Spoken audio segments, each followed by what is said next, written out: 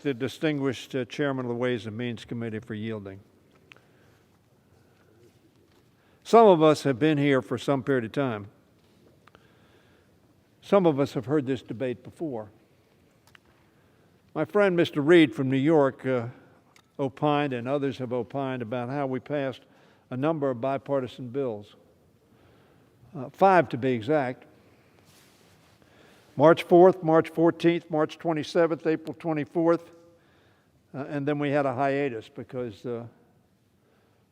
the Majority Leader of the Senate said we ought to take a break and see what happens, and the Minority Leader of the House said the same thing. So we didn't take any action. And frankly, tens of thousands of people died, hundreds of thousands of people died. Now, I point out that we've acted 5 times, 415 to 2, 363 to 40. A voice vote on the CARES Act, $2 trillion. 388 to 5,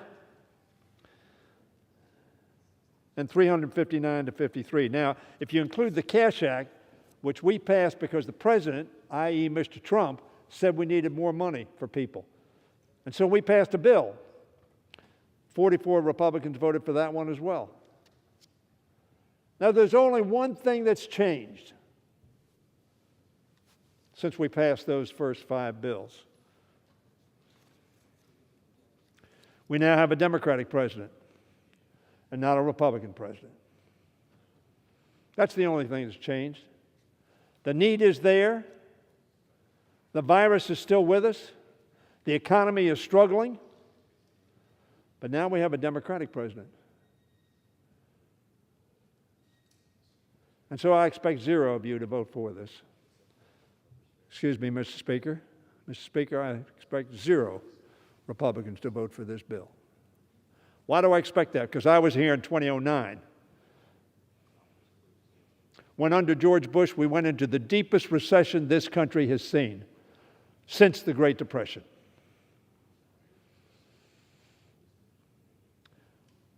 Very frankly, Mr. Speaker, we passed 2 major pieces of legislation to deal with that recession.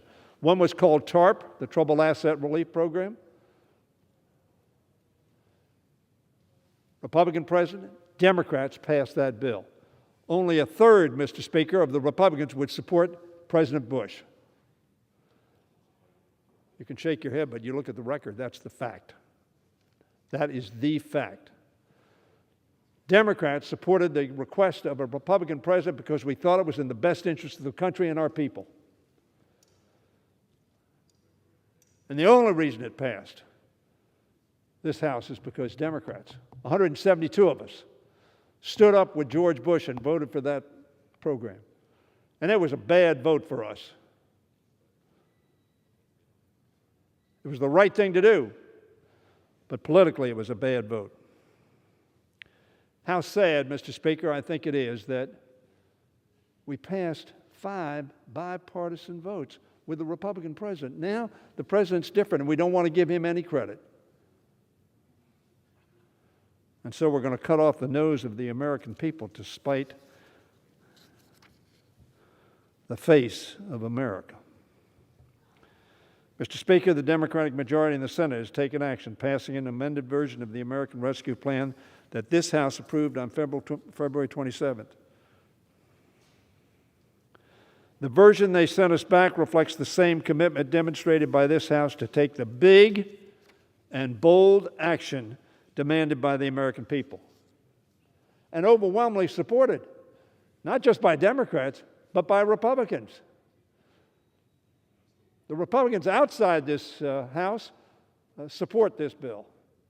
Only the Republicans inside this House, unanimously apparently, oppose this bill, while some 60% of the Republicans in America polled say we're for this bill. But we have a Democratic president, I get it. President Biden's plan is reflected in this legislation, and it says President Biden's plan, but this is our plan. This is a plan we built over a year of tough debate, long debate, substantive debate and discussion on both sides of the aisle, and in a bipartisan fashion passed those 5 bills.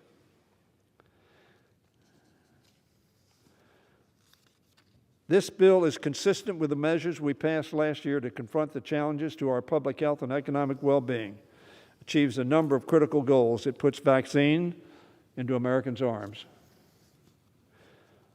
It will put money in Americans' pockets. It will put children back in classrooms. It will put millions of Americans back to work and reopen businesses safely. And it will put at ease the front line and essential workers who are in the public sector, like teachers, the first responders, by ensuring that state, local, tribal, and territorial governments can keep them employed. Mr. Speaker, the American people overwhelmingly support this legislation, with more than 3/4 in favor of its enactment, according to a Morning Consult poll from March 3rd. I'd like to see some of the RNCC polls, because I think they give the same message. But of course, maybe those people polled didn't realize there was a Democratic president. Heaven forbid that we vote for something that a Democratic president wants. Mr. Speaker, I put our party up to any kind of analysis in terms of our bipartisan support for Republican presidents when we thought it was in the best interest of the country. Nearly 6 in 10 Republicans want to see this bill passed. Listen to your people. I'm surprised that more of our Republican colleagues are not planning to vote for this legislation. I hope they'll do so. I hope they'll do so because I think it's in the best interest of our nation, of our families, of our individuals, of our businesses, of our economy. I hope they will join Democrats in taking action to help the nearly 10 million Americans who are out of work compared to this time last year. We waited. This is what happened. I hope they will also join Democrats in voting to extend expanded unemployment insurance benefits that would otherwise lapse for more than 11 million families this weekend, and to make good on our promise to send another round of $1,400 stimulus checks to most Americans. What are they going to do with that check? They're going to put it in the economy, and it's going to grow the economy and create jobs. And I hope they'll join us in supporting a massive effort at deploying vaccines and testing so we can defeat this virus. The American Rescue Plan means an end to failed approach of hitting the pause button. It didn't work. It's time to hit the start button. It's time to start building back better through bold action. That's a political slogan. I like it. I have a Make It in America slogan myself. But this is not about slogans. It's about investment in our country, in our economy, and in our people, our families, our children, and yes, the most vulnerable among us. That's what my faith teaches me to do. This is a vote to face our challenges with all of our strength and resolve.